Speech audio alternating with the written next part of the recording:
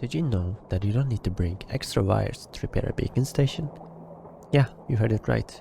Drop that extra wire you're getting from the submarine and get ready to activate your first beacon station, because it is not hard as you think. You only need 4 things while repairing a beacon station: a welding tool to repair the outer walls, a fuel rod to put in the reactor, a screwdriver and a wrench to do some rewiring and repairing. Now, first obstacle you may face will be the hatch and its buttons, but don't worry, there will be extra wires on the button to connect it to the hatch. If any wire you're seeing doesn't have a text attached to it, it means that you can take that wire, and that's what we're gonna do. Now let's connect the button to the hatch. You want to connect the buttons to the toggle state area of the doors and hatches, and that should open it. No text on the wire again, that means we can take it. Now for the next door, we don't have to wire a button to it because it is already open. But sometimes it will be closed, so let's wire a button to it, just in case. Other doors inside the beacon station will always work, so we don't have to worry. Take the extra wire again. Now in the beacon station, there will be 3 junction boxes, a generator, a small pump, a big pump, and a terminal to activate the beacon. After putting your fuel rod into the reactor, what you want to do is to make sure that the reactor and all 3 junction boxes are connected to each other. You can leave the generator on automatic and you don't need to worry about the fuel rod because beacon stations don't deplete fuel rods. Now we did put the fuel rod, but the power is still not on. That means that the reactor is not connected to a junction box. Let's fix that. You only need the power out circuit going into the junction box. If you have more spare wires without texts, let's take them all. Again, no text.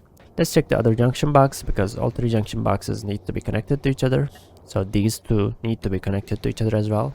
As you see, yellow wire highlights the wire between them, so they are connected to each other. Now let's check the pumps as we'll need them to drain the station. Make sure the pumps are powered and set to -100%. If they're not powered, you will need to connect them to a nearby junction box, just like we did with the reactor. Now let's check the big pump. As you can see, big pump is not powered, but we have a spare wire here that we can use to connect it to a nearby junction box. Sometimes this junction box will not be connected to other 2 junction boxes, so you will need to connect this junction box to one of the junction boxes below. But in this case, it is connected, as you can see. A yellow wire says junction box and it highlights a wire that's going down below. But there's no wire going into the station's terminal, so we will need to fix that with the spare wire here. Alright, now we did most of the work. Reactor is turned on and connected to a junction box. All 3 junction boxes are connected to each other. All pumps are powered and draining water. And we did connect the terminal to a junction box to activate the beacon. What we need to do now is to repair outer walls of the beacon and repair any damaged systems with our wrench and screwdriver. Let's do that while I wait for the station to drain. Make sure to not burn yourself too much, as I did here. Water is slowly draining, reactor is good. Another important thing is that you need to wait for the water to drain before leaving the station. Otherwise the mission might fail even if you activated the beacon, because electrical systems will keep malfunctioning if the water is not drained. Now let's activate the beacon and voila. Everything is repaired and ready to go.